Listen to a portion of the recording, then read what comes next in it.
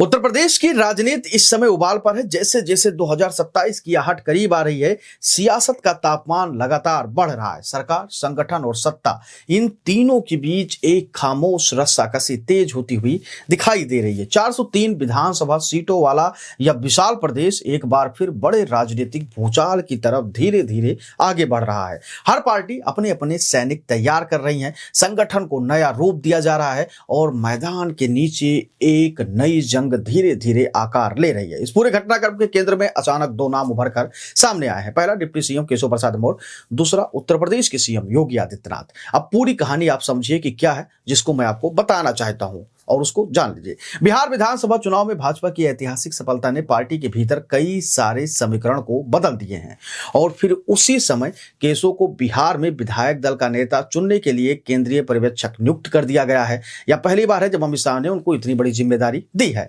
यह जिम्मेदारी छोटी जरूर दिखती है, लेकिन राजनीतिक गलियारों में यह किसी हलचल से कम नहीं है। लोग कहने लगे हैं यह तो बस शुरुआत है, आगे कुछ बड़ा होने वाला है जिससे पूरा उत्तर प्रदेश हिल सकता है। सच्चाई यह है कि यह पहली बार नहीं है जब भाजपा हाईकमान ने केशव पर भरोसा जताया हो। 2017 में भाजपा ने 14 साल बाद सत्ता में वापसी की थी, जब केशव प्रदेश अध्यक्ष थे। महाराष्ट्र और पश्चिम बंगाल में भी उन्हें चुनाव की कमान सौंपकर पार्टी ने दिखा दिया है कि संगठन के अंदर उनका प्रभाव लगातार बढ़ रहा है। 2024 लोकसभा चुनाव के बाद भाजपा को यह भी महसूस हुआ कि विपक्ष का पीडीए कार्ड पिछड़ों, दलितों और वंचितों को उनकी तरफ खींच रहा है। ऐसे में भाजपा को एक मजबूत ओबीसी चेहरे की सख्त जरूरत है और वह चेहरा केशव को वो बनाते जा रहे हैं। पर इस उभरते ओबीसी नेतृत्व के सौदे में भाजपा जिस एक चीज से सबसे ज्यादा डरती है वो है योगी आदित्यनाथ का विशाल हिंदू ब्रांड। योगी सिर्फ मुख्यमंत्री नहीं है, वे भाजपा के सबसे मजबूत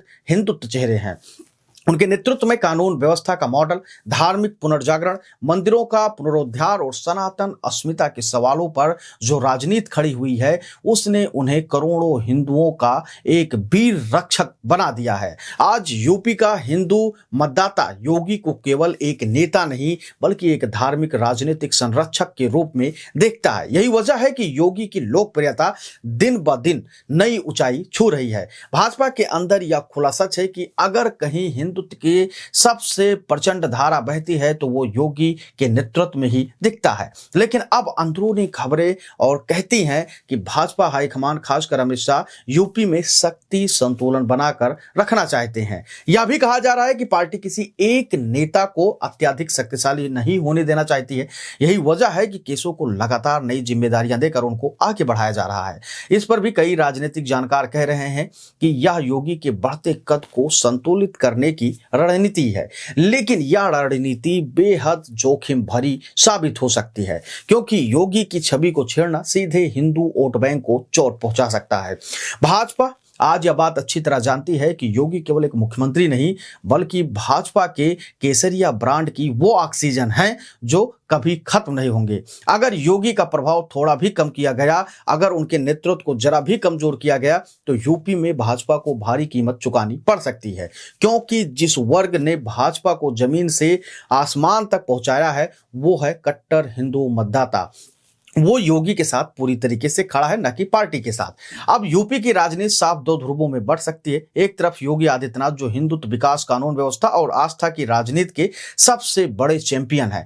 दूसरी तरफ केशव जो ओबीसी राजनीति के सबसे प्रभावशाली चेहरा बनकर उभर रहे हैं और जिनके पीछे शाह और संगठन की रणनीति दिखाई दे रही है। दोनों नेताओं की अपनी ताकत है, दोनों की अपनी सीमाएं हैं, लेकिन आने वाले समय में भाजपा के लिए सबसे बड़ा सवाल यही होगा कि क्या पार्टी इन दो ध्रुवों के बीच संतुलन बना पाएगी या नहीं। अगर संतुलन बिगड़ा तो यूपी में भाजपा का पूरा समीकरण उलट पुलट सकता है, और अगर योगी को किनारे करने की कोशिश जरा भी महसूस हुई तो हिंदू मतदाता उससे भयंकर रूप से नाराज भी हो सकते हैं। 2027 का चुनाव अब सिर्फ बीजेपी बनाम विपक्ष का नहीं होगा, बल्कि बीजेपी के भीतर एक अदृश्य लेकिन निर्णायक आंतरिक शक्ति संघर्ष भी इसमें छुपा होगा और एक निर्णायक भूमिका निभाएगा। केशव का का कद बढ़ रहा है, योगी का आभा मंडल चमक रहा है और शाह की रणनीति चालें यह साफ कर रही हैं कि आने वाले महीने में यूपी की राजनीति अपने चरम पर होगी। और आखिर में एक बात बिल्कुल स्पष्ट है,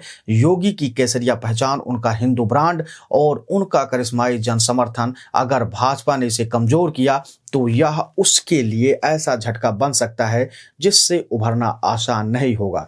क्योंकि आज की तारीख में योगी आदित्यनाथ वो नेता हैं जिनके एक इशारे पर पूरा उत्तर प्रदेश पलट सकता है।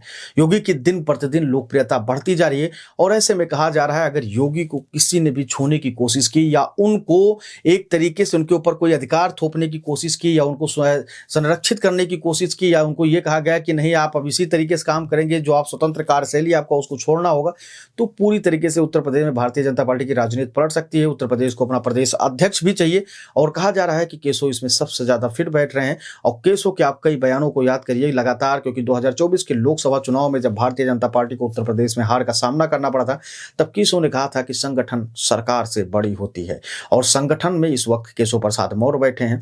और अब देखने वाली बात यह होगी और सरकार में योगी आदित्यनाथ, और अगर संगठन सरकार से बड़ी होती है 27 के विधानसभा चुनाव में तो कहीं ना कहीं ये एक बड़े झगड़े की तरफ इशारा होगा और खुलकर ये सारी चीजें मैदान और सतह पर आ सकती हैं। अमित शाह लगातार प्रयास कर रहे हैं कि केशव को ऊपर बैठाया जाए, लेकिन देखने वाली बात यह होगी कि भविष्य में क्या कुछ होता है और इसका प्रभाव क्या क्या होता है। आप अपनी राय हमको जरूर देकर कमेंट सेक्शन में बताइएगा कि केशव को जो पर्यवेक्षक बनाया गया है बिहार में और अन्य स्टेटों में भी उनको अब जिम्मेदारी दी जा रही है और उसके बाद कहा जा रहा है कि जैसे ही वहां मुख्यमंत्री का नाम फाइनल होगा इधर उत्तर प्रदेश में खेल होगा। तो आप अपनी राय हमको देकर जरूर बताइएगा कि क्या योगी आदित्यनाथ के ऊपर अभी उत्तर प्रदेश में कोई नेता बैठने लायक है या नहीं है। आप अपनी राय हमको जरूर दीजिएगा क्योंकि आपकी राय बेहद महत्वपूर्ण होती है। धन्यवाद।